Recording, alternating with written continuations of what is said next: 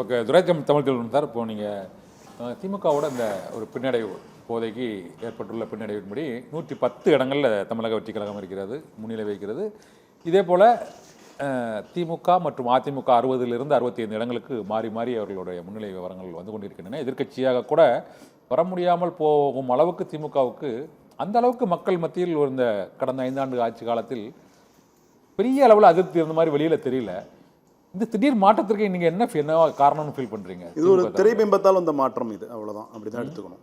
ஏறத்தாழ 1 கோடி வாக்குகள் எண்ணப்பட்டிருக்கு, இன்னும் 1 கோடி வாக்குகள் எண்ணப்பட வேண்டிய சூழல் இருக்கு. அதையும் தாண்டி நிறைய தொகுதிகளில் 200-300 தொகுதிகள் வித்தியாசங்கள்ல மாறி மாறி வந்துட்டு 200 வாக்குகள் 200 வாக்குகள் 300 வாக்குகள் வித்தியாசத்துல மாறி மாறி வந்துட்டு. அப்ப திராவிட முன்னேற்ற கழகம் வெறும் வெற்றி தோல்வியை மட்டும் பார்த்து இயங்குற இயக்கம் இல்லை, இது ஒரு சமூக நீதி இயக்கம். இந்த இயக்கம் வெற்றி தோல்வியை மட்டும் எதிர்பார்த்து இந்த மண்ணில் இயங்கிட்டு இருந்தால் 75 ஆண்டு காலம் இந்த மண்ணில் நிலைத்து இருக்க முடியாது. அப்போ இது வெற்றி தோல்வி, வெற்றி ஒரு தேர்தல், ஒரு ஒரு கட்சியாக வெற்றி என்பது முக்கியம். அதை தாண்டி இந்த மாநிலத்துக்கான முன்னுரிமை, மாநில சுயாட்சி என்பதெல்லாம் எங்களுடைய கொள்கைகளில் ஒன்று. அதைத்தான் நாங்கள் இவ்வளோ நாளாக எடுத்து களத்தில் செயல்பட்டு கொண்டிருக்கின்றோம். அப்போ இதுக்கு ஒரு திரைபிம்பம், அந்த திரைபிம்பத்திற்கு கிடைத்த ஒரு முக்கியத்துவம், அப்படிதான் இதை எடுத்துக்கொள்ள வேண்டியிருக்கு. அதை தாண்டிட்டு நீங்க எதுவுமே செய்யலையா, அல்ல நீங்க செஞ்சது போய் சேரலையா அப்படின்றது அது மக்களோட பார்வைக்கே விடுறேன்.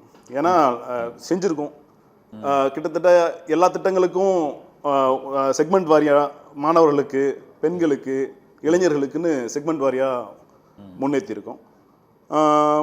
மாநிலம் கொரோனா பேரிடரில் பின்தங்கி இருந்த பொழுது ஆட்சி அதிகாரத்தை கைப்பற்றி மாநிலத்தோட வளர்ச்சியை இரட்டை இலக்கத்துக்கு கொண்டு போய் நிறுத்தியிருக்கோம்.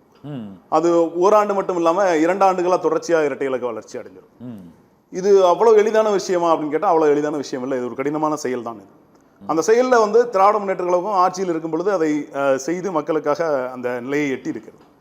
தொடர்ச்சியாக 2 ஆண்டு தொடர்ச்சியாக இரட்டை இலக்க வளர்ச்சியை எட்டியிருக்கு.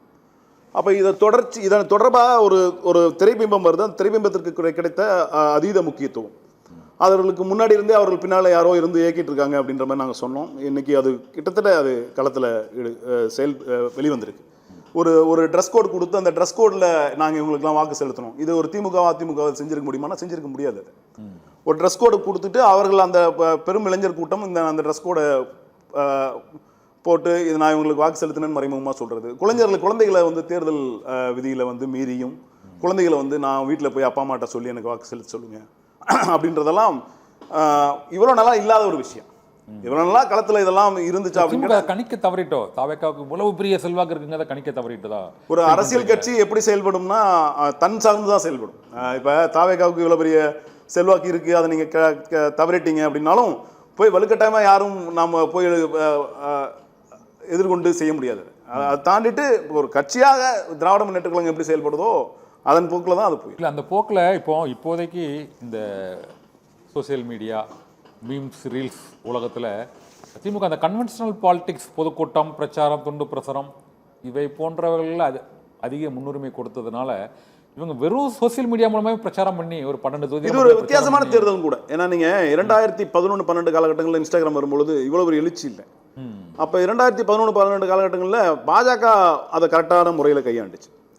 சோசியல் மீடியாவில் அவங்க கொஞ்சம் அதை கரெக்டாக எடுத்து நடத்திட்டு போனாங்க. திமுகவுக்கு சோசியல் மீடியாவில் இருக்கிற பிம்பத்தை காட்டிலும் ஒரு திரை கவர்ச்சி அதுக்குள்ளே வரும்பொழுது அதுக்கு கூடுதல் முக்கியத்துவம் கொடுக்கப்பட்டிருக்குன்றது தான் இதோட பார்வை.